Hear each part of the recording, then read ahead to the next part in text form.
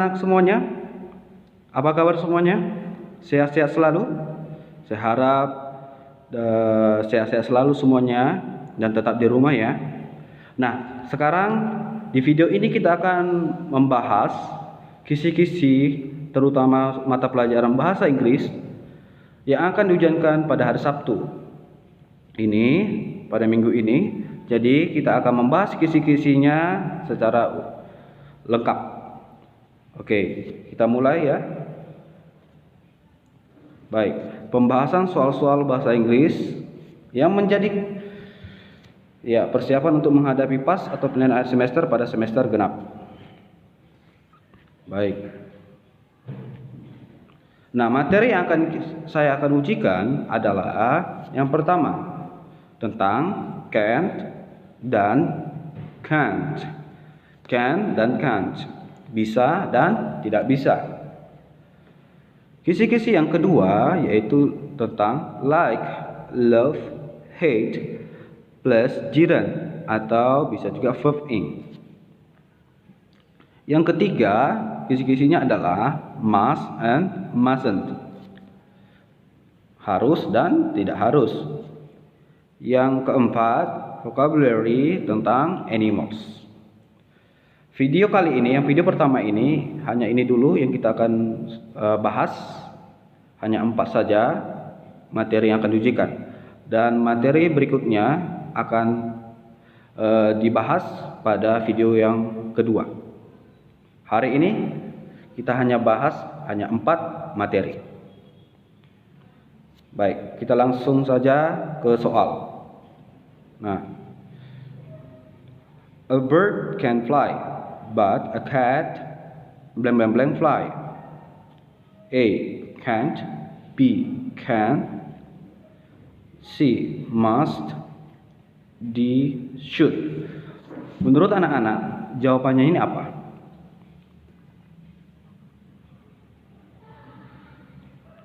A bird can fly, but a cat blank blank blank fly. Jawabannya adalah jawabannya adalah A, can't. Cara menjawabnya adalah remember. Untuk menjawab soal ini harus mempunyai kemampuan menerjemahkan ke dalam bahasa Indonesia. Jadi kita harus terjemahkan dulu soalnya. Soalnya yaitu a bird can fly. Jadi bahasa Indonesianya adalah seekor burung dapat terbang, tetapi seekor kucing terbang. Yang A, can't, tidak bisa. B, can, bisa. C, must, harus. D, should, seharusnya. Jadi jawaban tepat adalah can't. Seekor burung dapat terbang, tetapi seekor kucing tidak bisa terbang. Jadi jawabannya adalah E. Jadi kalau ada nanti soal-soal seperti ini keluar, kamu harus menerjemahkannya ke dalam bahasa Indonesia. Soal yang kedua. Nah, ini adalah soal percakapan ya, percakapan antara Tini dan Tono. Nah, can a fish live on land? Tono, no, eat blank blank blank. A, can't.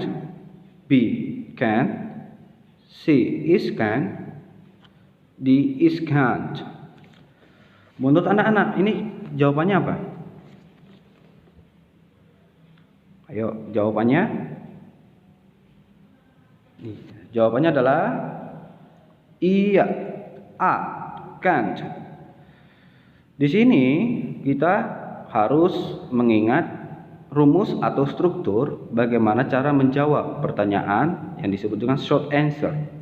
Kalau jawabannya yes, pasti yes, strukturnya adalah yes, subject plus can. Kalau dia no, berarti kita harus jawabnya dengan struktur seperti ini. No, subject plus can't atau cannot. Jadi di sini, can a fish live on land? Tono, no, it. Jadi jawabannya adalah can't. Kenapa? Berdasarkan rumusnya itu bahwa no koma, subjek, subjeknya itu adalah it. Langsung jawabannya can't. Karena adalah jawabannya no, jadi harus can't. Baik, jawaban soal yang berikutnya.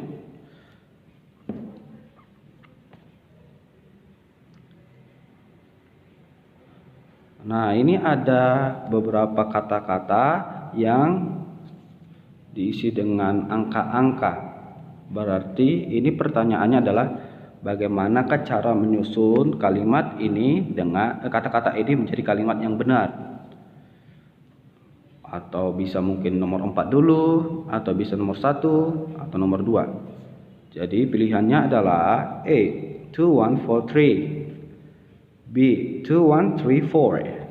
C, 1, 2, 4, 3. D, 1, 4, 2, 3. Menurut anak-anak jawabannya apa? Ya, jawabannya kata-kata ini diacak dan tugas kita adalah menjawabnya bagaimana kata-kata ini bisa disusun menjadi kalimat yang benar dalam bahasa Inggris. Nah, jawabannya adalah A atau B atau C atau D? Jawabannya adalah iya, B. 2, 1, 3, 4. Nah, bagian sini tipsnya untuk menjawab ini adalah kita harus mengetahui strukturnya dalam kalimat yang menggunakan can. Jadi strukturnya itu ada beberapa macam. Yang pertama positive sentence, yang kedua negative sentence, yang ketiga interrogative sentence.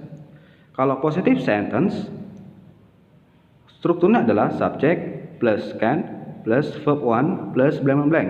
Negative sentence hanya tambahkan not setelah kata can. Interrogative sentence can-nya di depan, subjeknya di belakang dan diikuti kata kerja pertama atau verb 1 dan plus blank blank blank dan tanda tanya. Nah, kita perhatikan apakah ini kalimat ini kalimat jenis apa? Bisa positif atau negatif atau interrogatif. Nah, kalimat ini adalah positif. Jadi kalau dia positive sentence berarti strukturnya adalah subject plus can plus verb 1 plus blank blank blank. Nah, subjeknya yang mana? Dari soal nomor 3 nih. Subjeknya adalah Mary. Jadi harus nomor 2 duluan ya. Baru can. Can kita cari can. Can itu adalah nomor 1. Ya. Terus verb 1 kita harus tahu mana kata kerja yang pertama di sini. Kata kerja yang pertama adalah nomor 3 yaitu lived. Yang berikutnya adalah ya, terakhir adalah ya nomor 4. Jadi jawabannya adalah 2, 1, 3, 4. Mary can't leave the verb. Nah, jadi kalau ada soal seperti ini, kamu harus mengingat bagaimana struktur setiap kalimat. Soal berikutnya. Nah, ini juga percakapan. Nah, Dodi blank blank blank, Marsha, yes, I can sew your trousers. Dodi, thank you. Nah, pertanyaannya, nah apa yang cocok? Pertanyaan dari jawaban dari Marsha ini. Nah, jawabannya adalah apa? Ayo, jawabannya anak-anak apa? Jawabannya adalah A atau B atau C atau D? Jawabannya adalah iya, D. Can you sew my trousers? Iya. Jadi jawabannya adalah can you sew my trousers? Nah, untuk menjawab soal-soal ini kita harus terjemahkan dulu dalam bahasa Indonesia. Jadi kita terjemahkan dulu satu-satu. Marsha, ya, saya bisa menjahit bajumu. Dodi, terima kasih. Jadi yang D, bisakah kamu menjahit baju saya? Ya. Jadi harus lihat juga konteksnya. Jangan sampai kamu memilih yang nomor B. Can I? Nggak boleh. Kenapa? Karena Kalau kita menjawab siapa namamu, pasti saya jawab nama saya, bukan nama kamu. Nah, harus terbalik. Jadi kalau sudah dibilang I, berarti pertanyaan harus you. Kalau pertanyaannya you, jawabannya pasti I. Tidak mungkin pertanyaannya I, jawabannya juga I. Jadi nanti terbalik. Seperti contoh, nama kamu siapa? Nama kamu adalah, kan gak logika. Jadi harus juga melihat konteks di dalam dialog tersebut. Baik, nomor 5. Nomor 5, ya. Nah, ini tentang pelajaran tentang apa? Like, love, hate. Ya, plus jiran. Nah, nomor 5. Tini loves blank blank blank with her parents. A. Swim. B. Swam. C. Swimming. D. Swam. Nah, menurut anak-anak ini jawabannya apa? Jawabannya adalah betul sekali, C. Jawabannya adalah swimming.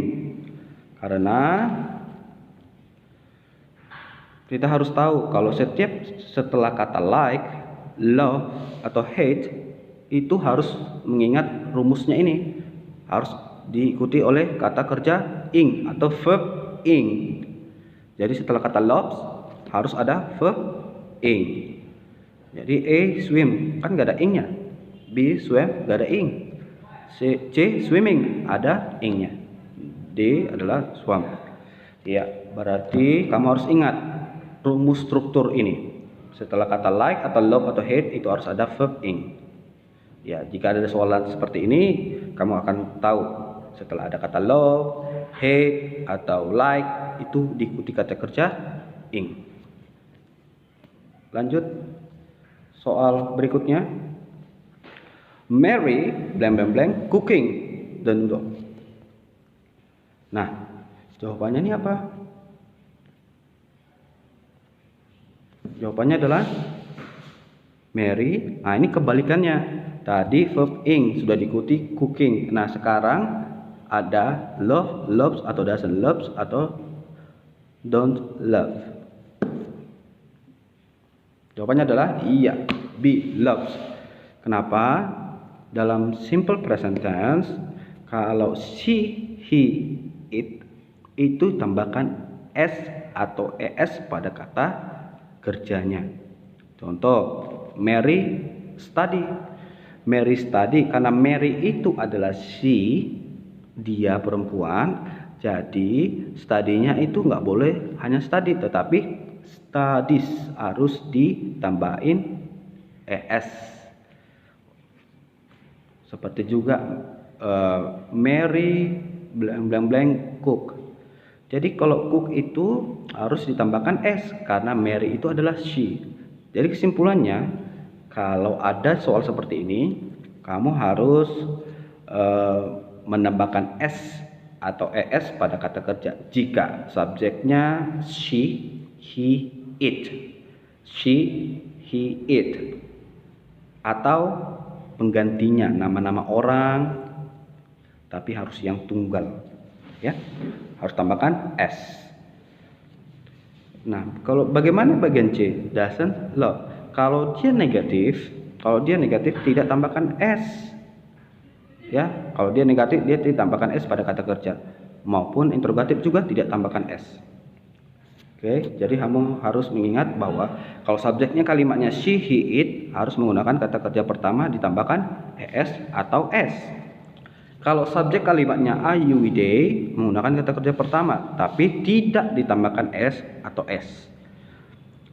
Yang kedua, pada kalimat negatif simple present tense syaratnya adalah semua kata kerjanya tidak tambahkan es atau s. Jadi nanti yang bagian C itu kan tadi bilang kalimat negatif tidak boleh tambahkan s, padahal doesn't love itu tambahkan s. Nah, yang bagian D, kenapa nggak pakai yang jawabannya D? Karena Mary itu pasangannya does, bukan don't. Karena does, she, he, it itu pasangannya does. Kalau I, you, we, they pasangannya do. Ya, mengerti ya sampai saat ini? Baik, lanjut lagi ke nomor 7. Mary doesn't blank blank blank cooking the noodle. Nah, bagaimana kalau ini? Ini tadi sama ya barusan. Mary doesn't, ini kalimat negatif bukan kalimat positif. Nah, tadi syaratnya bahwa kalau kalimat positif harus tambahkan s dan s jika subjeknya she, he, it, atau nama orang yang tunggal, jumlahnya tunggal. Jadi Mary doesn't, jawabannya adalah doesn't love, karena tidak tambahkan s pada kalimat negatif dan kalimat interrogatif. Jadi harus ingat ya. Ya, jawabannya A, love. Ya. Kalau dia B, loves. Tidak bisa, nggak boleh tambahkan s pada kalimat negatif. C, doesn't love. Ini salah pasti karena sudah berulang menggunakan kata doesn't. Yang D, don't love, pasti sudah salah karena sudah pakai doesn't, pakai don't lagi. Baik, nomor 8. Does Mary blank blank blank cooking the noodle? Does Mary blank blank blank cooking the noodle? A, love. B, loves. C, doesn't loves. D, don't love. Nah, jawabannya ini apa, nak? Nah, itu tadi kan, tadi kalimat positif itu tambahkan es atau s pada kata kerjanya. Kalau negatif dan interrogatif tidak tambahkan es atau s pada kata kerjanya. Kata kerjanya itu kan love. Jadi otomatis ini nggak boleh tambahkan s. Jadi A, love. B, loves. C, doesn't love. D, don't love. Jadi jawabannya adalah iya, jawabannya A, love. Karena tidak bisa menambahkan s pada kalimat interrogatif pada simple present tense. Baik. Yang 9. Nah, ini kalimat-kalimat yang diacak. Maaf ya, di sini nomor-nomornya tidak bagus. Jadi nomor 1 itu homework, nomor 2 must, nomor 3 do, nomor 4 you, nomor 5 your. Jadi di sini adalah kalimat atau kata-kata yang diacak menjadi kalimat yang benar. Dan di sini topiknya tentang must, ya benar, tentang must. Nah, bagaimanakah kata-kata ini bisa disusun menjadi kalimat yang benar? Nah, bagaimana cara menjawabnya? Jawabannya adalah D, 4, 2, 3, 5, 1. Jadi tipsnya untuk menjawab sosol ini adalah kalau pas saat ujian nanti kita harus mengetahui struktur kalimatnya atau rumus kalimatnya. Yang pertama adalah positive sentence. Ya, kita lihat dulu apakah ini kalimatnya positif atau negatif atau interrogatif. Kalau dia positif, gunakan struktur yang bagian pertama. Kalau dia negatif, gunakan struktur bagian yang kedua. Interrogatif, gunakan struktur bagian yang ketiga. Jadi tinggal kita hanya memahami strukturnya aja. Kalau ada soal seperti ini pada nanti ujian semester. Ya, positive sentence. Jadi positive sentence ini kalimat ya yang menggunakan struktur subject plus must plus verb 1 plus blank blank blank. Jadi subjeknya kita harus tentukan. Nah, ini nomor 9 ini kalimat apa? Kalimat positif. Ini kalimat positif. Jadi kita menggunakan subject plus must plus verb 1 plus blank blank blank. Jadi kita harus tahu dulu subjeknya apa. Subjeknya adalah you. Berarti nomor 4. Tambahkan must yang nomor 2. Ya. Tambahkan verb 1. Cari kata kerja yang pertama yaitu do. Ya, verb 1. Berarti yang berikutnya adalah nomor 5, your. Ya, yang terakhir adalah homework. Jadi jawabannya adalah D. You must do your homework. Jadi kalau ada nanti keluar seperti ini soalnya, ya kamu harus mengetahuinya, harus memahami struktur kalimat setiap bagian ya. Kamu harus tahu positifnya, harus tahu negatifnya, interrogative sentence-nya. Baik, lanjut lagi. Sama. Ini tentang emas juga.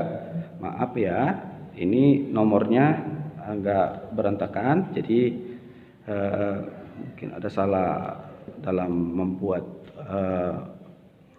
filenya tadi. Jadi nomor 1 itu adalah fight, nomor 2 emas, nomor 3 you, nomor 4 not. Nah, ini kamu harus tahu apakah kalimat ini kalimat negatif, positif, dan interrogatif. Jadi kalimat ini adalah kalimat negatif. Ya, karena ada not-nya. Kalau ada not berarti atau disingkat N baru tanda petik T, itu adalah ciri-ciri kalimat negatif. Jadi kalau kalimat negatif strukturnya adalah, ya jawabannya C. Strukturnya adalah subject plus must plus not plus verb one. Jadi kita harus tahu subjeknya apa? Subjeknya adalah you. Berarti nomor 3. Ya, terus must nomor 2. Ya, must. Nah, baru tambahkan not. Not itu nomor 4. Ya. Dan diikuti kata kerja yang pertama yaitu fight nomor 1. Jadi 3 2 4 1. Jadi kamu kalau menemukan soal-soal seperti ini, kamu harus tahu struktur kalimatnya. Kamu harus tahu atau menghafalnya. Ya, menghafal strukturnya atau menghafal atau memahami saja ya, memahami strukturnya. Jadi tadi kalau negatif itu harus ada not. Ya, kalau interrogatif nanti ciri-cirinya pasti masnya di depan. Tapi kalau ini hanya negatif, berarti menggunakan subject plus must plus not plus verb one plus blank blank blank. Baik, selanjutnya. Ini tentang animal, ya, tentang vocabulary animal. Ini animal. Nah, ini adalah arti, bukan arti, konsep, ya, definisi dari suatu hewan. Nah, di sini bagaimana? Kamu harus tahu, ya, ini apa ya? Deskripsi hewan apa ya? Nah, di sini kita harus menjawabnya. Cara menjawabnya adalah kita harus mentranslate, kemampuan untuk menerjemahkan kata-katanya ke dalam bahasa Indonesia. Ya, jawabannya adalah a dog. Kita harus menerjemahkannya ke dalam bahasa Indonesia. Jadi sebelah situ titik-titik adalah seekor hewan yang biasanya, ya, mempunyai 4 kaki. Khususnya itu biasanya dijaga atau dipelihara oleh orang-orang sebagai binatang peliharaan atau hewan peliharaan, atau bisa juga untuk memburu atau menjaga sesuatu. Ya, otomatis itu adalah seekor anjing. Ya, nggak mungkin lah snake itu adalah sebagai a pet. Itu kan hewan buas. A lion apalagi itu hewan buas, tidak mungkin a pet. Tidak mungkin pet itu adalah hewan peliharaan. A duck bisa saja a duck, tetapi dia harus 4 kaki. Kalau a duck itu kan cuma 2 kakinya. Nah, jadi jawaban yang paling benar adalah a dog. Jadi kalau ada nanti seperti ini soal, cara menjawabnya adalah kamu harus menerjemahkannya ke dalam bahasa Indonesia. Ya, harus menerjemahkannya, dan otomatis kamu harus tahu banyak vocabulary dalam bahasa Inggris. Kalau kamu tidak tahu banyak vocabulary bahasa Inggris, pasti kamu tidak tahu menjawab seperti ini. Ya. Lanjut nomor 12. Ya, the following word is an animal. Except A horse, B an ant, C an elephant, D a shoe. Nah, ini juga kamu harus tahu, harus menerjemahkan dalam bahasa Indonesia. Kamu harus tahu kata-kata di bawah ini adalah seekor hewan. Nah, except ini adalah kecuali. Ingat ya, kalau ada nanti kata ini except itu adalah kecuali. Ya, kecuali berarti yang di bawah ini yang tergolong adalah hewan, kecuali berarti tidak hewan. Jawabannya adalah a horse itu hewan nggak? Hewan. A ant hewan. An elephant hewan. A shoe, ini shoe ini adalah sepatu, nggak mungkin hewan. Berarti jawabannya adalah iya, D. A shoe. Untuk menjawab ini, kamu harus mempunyai kemampuan menguasai kosakata atau vocabulary tentang animal. Ya, except itu adalah kecuali.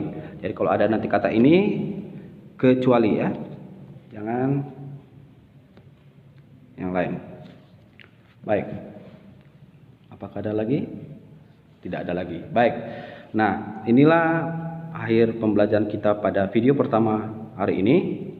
Jadi, hanya 4 saja materi yang kita akan pelajari untuk membahas kisi-kisi bahasa Inggris yang akan diujiankan pada hari Sabtu ya. Hari Sabtu hari Sabtu ini.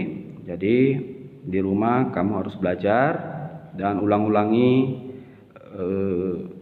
video ini supaya kamu bisa mengerti, supaya kamu bisa memahami soal-soal ujian yang akan keluar. Dan saya berharap kalian itu belajar di rumah, belajar keras, dan jangan lupa untuk berdoa, karena tanpa berdoa kamu tidak akan bisa. Ya, berdoa dulu sebelum kamu belajar, biar Tuhan bisa membuka pikiran kalian dan bisa memahami dengan pertolongan Tuhan. Jadi sampai di sini dulu video pertama. Untuk video selanjutnya saya akan upload ke YouTube dan kalian akan melihatnya. Dan sampai jumpa kembali. Tetap menjaga kesehatan dan semoga berhasil pada ujian semester bahasa Inggris, dan see you on the second video. Goodbye. See you.